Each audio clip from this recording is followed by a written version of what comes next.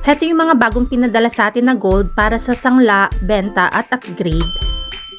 Heto yung pinadala sa atin na parcel ng isa sa mga customers natin na magsasangla. Kapag gusto nyo magsangla, benta or upgrade, kailangan yung ipadala sa akin yan direct dito sa address ko. Kapag na-receive na natin ang gold, kailangan muna natin itong i-check isa-isa, then saka tayo magta-transfer ng nabanggit natin na price. Hindi masyadong sigurado si customer sa timbang ng kanyang gold, kaya i-check natin ang grams nito. Titimbangin natin ng maigi isa-isa, then ipapakita natin kay customer. Heto ang kanyang gold 6 pieces.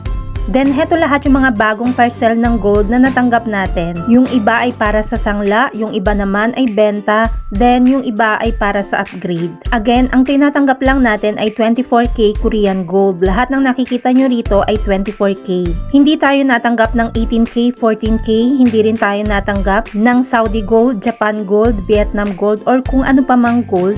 Ang tinatanggap lang natin ay 24K Korean gold at make sure na naitabi mo ang authentication card.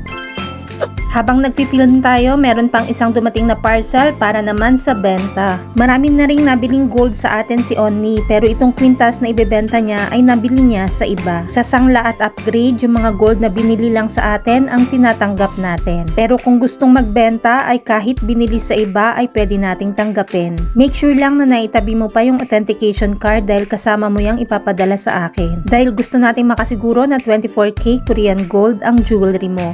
Heto yung kwintas ni Onni na gusto niyang ibenta. Ang mga gold na binibenta sa atin kagaya nito ay hindi natin nire-resell sa customer. Yan ay tinutunaw natin ulit kaya hindi natin binibenta sa customers. Ang lahat naman ng sinasangla, upgrade at yung mga binibenta nating gold ay maingat na itinatabi sa vault natin kaya makakasiguro kang safe ang jewelry mo. Hindi mawawala at hindi mananakaw kahit ilang buwan mo pang ipagkatiwala sa amin ang isasangla mo. Kaya kung gusto mo magsangla, benta or upgrade ng 24K gold, mag-inbox lang kay Michelle Yu sa Facebook, or kung gusto mong bumili ng mga gold jewelry natin katulad nitong mga nakikita mo at iba pa nating mga items na pinopost sa Facebook gaya nito, huwag kalimutang i-follow si Michelle Yu at nagbibigay din tayo ng 4 months layaway. Follow mo na rin ang Mabenta KR Jewelry sa YouTube at TikTok channel.